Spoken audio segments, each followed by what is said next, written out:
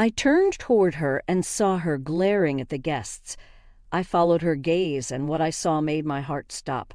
My mother-in-law was making her grand entrance with a smug look on her face. She was with a man and wearing an off-white lace dress. For a moment, I thought Alana's gasp was because of the dress, which didn't bother me since it was typical of her to pull such a stunt. I was about to turn back and resume the ceremony, but then I saw it. It wasn't the dress or her dramatic entrance that shocked Alana. It was the man she was with, my abusive ex-husband, Joseph. Seeing Joseph felt like a punch in the gut. It took me a long time to recover from that marriage and its consequences. Even now, thinking about those years makes me feel sick. And here he was on my wedding day, ruining what should have been the happiest moment of my life. I was terrified and momentarily forgot where I was, feeling like I had been transported back to my past. Alana saw what I was going through and came to hold my hand, bringing me back to reality. How could my mother-in-law do this to me? How could she bring him here, knowing the pain and trauma he caused me? I wanted to scream and run away. My husband, concerned, kept asking what was wrong, but I couldn't speak. In my confusion, I realized that while he knew about my ex and my first marriage, he didn't know what Joseph looked like. I just stared at my mother-in-law blankly. Alana said something to my husband, and before I could react, he sprang into action. With a determined look, he marched over to his mother and my ex, demanding they leave. The tension in the room was palpable. My mother-in-law refused, claiming she had a right to watch her son get married. My husband, losing patience, told her that if she didn't leave, we would call the police. She argued that she had done nothing wrong, but I felt sick and needed to sit down. My bridesmaids and mom did their best to calm me down, handling the situation as best they could. The only part of the conversation I actually heard was my husband threatening to call the police on my mother-in-law for bringing someone I had a restraining order against. My ex then spoke, sending chills down my spine. He claimed the restraining order had expired and the law couldn't do anything about it. I had completely forgotten about that. My ex continued, telling my husband he should be glad his mother was trying to stop him from marrying me, claiming I would ruin his life as I had ruined his. There were gasps from the guests. I couldn't believe what was happening. Before he could say more, my husband ran over and punched him in the face. Chaos erupted. Our groomsmen had to step in to defuse the situation, and my ex was eventually thrown out of the venue. By then, someone had called security as well. My ex didn't come back, but my mother-in-law was still there. At that point, it had been almost an hour since this whole drama started. In my head, I accepted that my wedding was over and I wasn't getting married that day. I wasn't even feeling sad anymore. I was just numb. My bridesmaids had taken me inside, and I was sitting in the dressing room alone because I needed some breathing space. I was wondering what to do next when I heard a knock at the door. It was my husband. He asked if he could come in, and of course I said yes. He sat down and apologized for everything that had happened. He said he should have been firmer with his mom from the beginning and not let things get this far. He asked me to forgive him. I couldn't believe this man. Here I was, blaming myself for everything, and he was asking for forgiveness. I broke down, and we both started crying. After I was more stable, I told him he had nothing to apologize for. We sat in silence for a while, holding hands. After some time, he told me he had asked the guests to leave, and only our wedding party was still there. He said, although it wasn't how we hoped things would be, he wanted nothing more than to marry me. I wasn't sure I could walk down the aisle again after what had happened, but looking at his hopeful face, I couldn't say no. So I walked down the aisle to my best friend and biggest supporter. This time we said our vows, looking into each other's eyes without any interruptions. We got married with only our closest friends as witnesses. After the ceremony, we danced and had a little intimate reception, donating all the leftover food. We came back home as husband and wife for the first time, and all the bad things that had happened seemed like a distant nightmare. We went on our honeymoon and didn't talk about the ceremony or my mother-in-law once. I tried to bring it up a few times, but my husband wouldn't let me, saying we shouldn't let it sabotage our happiness again. I was curious but agreed with him. However, throughout the honeymoon he acted kind of suspicious. He took a lot of phone calls, and every time I asked who it was, he said it was work. This was unusual because his workplace never bothers him on vacations. I asked if there was any trouble, but he brushed it off, saying they were just busy and needed his help. It still seemed weird to me, but I trusted him completely and focused on enjoying our time together.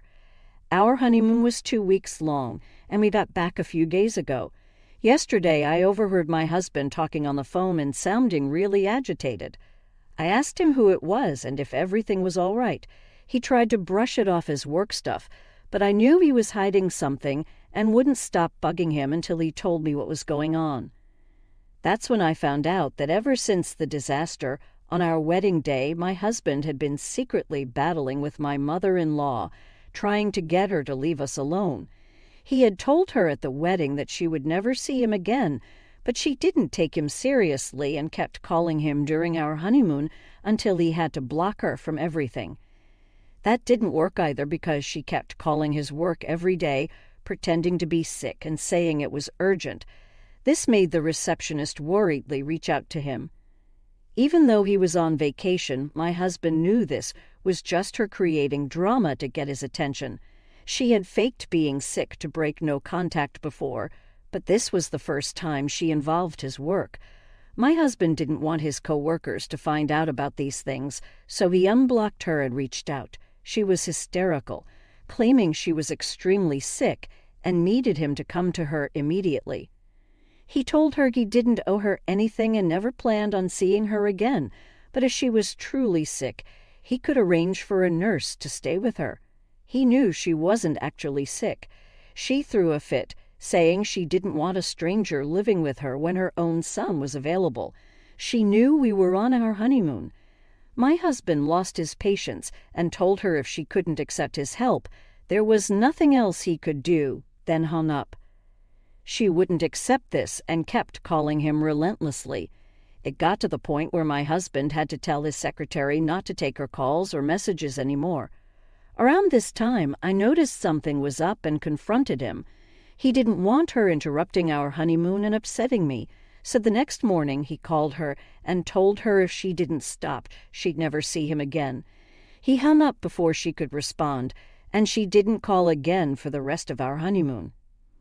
But of course, it wasn't that simple. She waited until we were back from our honeymoon. My husband thought she had decided to leave us alone, but he was wrong. Her lawyer reached out, saying if he didn't start responding to her, she'd file an elder abuse case against him for neglecting her during a time of serious illness. When he asked what illness, the lawyer claimed we were causing her mental trauma by cutting her off, affecting her blood pressure. Let me be clear, my mother-in-law has no record of blood pressure issues. This was just a plot to make him feel guilty or create enough of a scene to make him break no contact. We all know this, but she'd never admit it. The conversation I overheard my husband having was with his lawyer. Both lawyers suggested we should resolve this ourselves rather than go to court. My husband's lawyer said fighting this would be tedious, and family courts are usually soft on elders, making it a waste of time. So the easiest option seems to be my husband apologizing and breaking no contact. But he's still extremely upset about the wedding and doesn't want to let it go. We know this would just make my mother-in-law feel like she can continue to violate our boundaries without consequences. My husband has been beating himself up over this and didn't want to tell me because he knew I'd blame myself. He told me he's okay with taking it to court, and that if I didn't want us to be in contact with my mother-in-law, we wouldn't be, no matter what. I'm extremely conflicted. I haven't and will never forgive my mother-in-law for what she did at my wedding. I can't pretend nothing happened and have her in my life again, but I also feel guilty about what my husband is going through. I've considered telling him I'm okay with him having her in his life, but I know I'll never feel safe around her again. Would I be the bad guy for choosing to stay no contact with my mother-in-law, even if it means legal and emotional complications for my husband? Update 1. I didn't expect such overwhelming support for my little rant. I truly appreciate all the kindness I've received through comments and private messages. I haven't been able to reply to everyone, but I am reading everything, and it has given me a lot of clarity. Some of you suggested that my husband and I should take my mother-in-law to court. Since there are no actual medical records involved, she can't prove that we've been neglecting her or causing her physical distress. I agree and have considered that, but I don't want to get involved with lawyers and judges over what is essentially a tantrum thrown by a grown woman. I've been talking to my husband, and we are considering breaking no contact with my mother-in-law. We've gone over every possible scenario, and we think it would be simplest if my husband goes back to being in contact with her. However, we've decided that even if they are on speaking terms, I won't be. I never want to see my mother-in-law again, and my husband agrees. He will make it clear to her that she is not allowed to visit our home or contact me ever.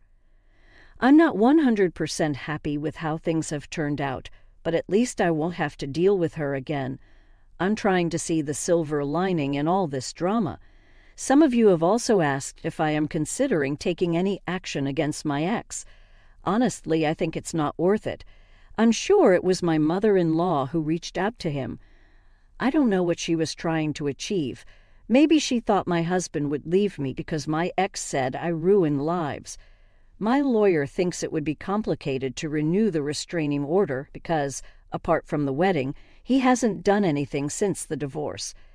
More than that, I don't want to see him ever again. Unless he tries something again, I just want to avoid him. My husband is going to reach out to my mother-in-law and meet her. I hope she agrees to leave me out of it because, if not, I don't know what we'll do.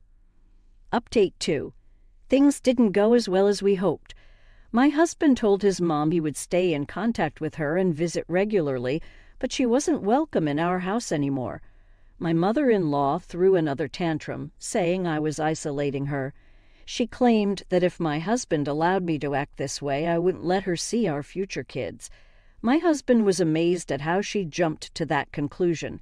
He told her we hadn't even thought of having kids anytime soon, and there was no point in making decisions based on something that might not happen for years. She wasn't happy and accused me of mentally abusing her and isolating her. My husband lost his temper and told her that none of this would have happened if she hadn't pulled that stunt at our wedding. He wouldn't tell me what she said about that, but after a lot of pleading, he told me she said she was trying to show him the reality of what kind of woman I am to protect him from marrying me. My husband walked out, saying it doesn't matter what she does anymore. We're done with her. We're prepared to waste time and money on courts and lawyers if it means she won't be in our lives anymore. Update 3. I posted a couple of months ago about my crazy mother-in-law sabotaging my wedding and trying to blackmail my husband and me into forgetting everything she did. Here's an update if anyone is still interested. When my husband told my mother-in-law to call her lawyer, she thought he was bluffing. But we were serious.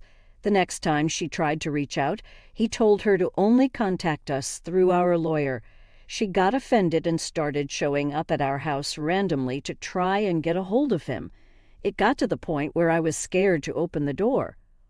One particularly frustrating day, I told my husband maybe we should move without telling her.